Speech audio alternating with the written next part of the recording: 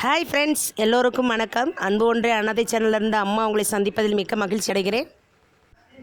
எந்த உணவை எந்த உணவோடு சாப்பிடக்கூடாது என்பதை பற்றி தான் பார்க்க போகிறோம். கண்டிப்பாக எல்லோரும் தெரிந்து கொள்வோம். மீன் சாப்பிடும் போது தயிர் சாப்பிடக்கூடாது. வெண்புள்ளிகள் தோன்ற இதுவே முக்கிய காரணமாகும். பாதிக்கப்பட்டவர்கள் தினமும் பேரீச்சம்பழம் சாப்பிட்டால் வெண்புள்ளிகள் நிரந்தரமாக மறையும். முடிந்தவரை உங்களின் நண்பர்களுக்கு இதை பகிருங்கள்.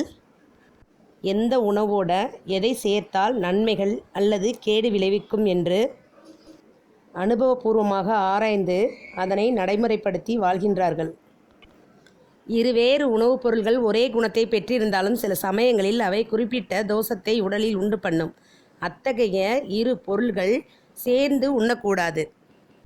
எடுத்துக்காட்டாக மீன் மற்றும் முள்ளங்கியை சொல்லலாம். அதுபோல் ஒன்றிற்கும் மேற்பட்ட எதிரெதிர் குணங்களை இரு உணவுப் பொருள்கள் பெற்றிருந்தால் அவற்றையும் நாம் உண்ணக்கூடாது. உதாரணத்திற்கு தேன் மற்றும் நெய் நாம் சாப்பிடக்கூடாது. பசலைக்கீரை மற்றும் எள் கலந்த உணவுகளை சாப்பிட்டால் வயிற்றுப்போக்கு ஏற்படும். திப்பிலியுடன் மீன் அல்லது தேன் கலந்து சாப்பிட்டால் இறப்பு உண்டாகி விடுமாம்.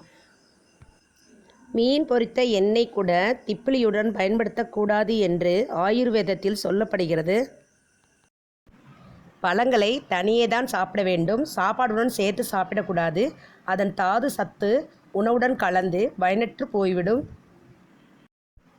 இப்படி சொல்லிக்கொண்டே போகலாம். நீள்கின்ற பெரும் பட்டியலே இருக்கிறது. எந்த உணவை எந்த உணவோடு சாப்பிடக்கூடாது என்பதை தெரிந்து சந்தோஷமாய் ஆனந்தமாய் வாழலாம்.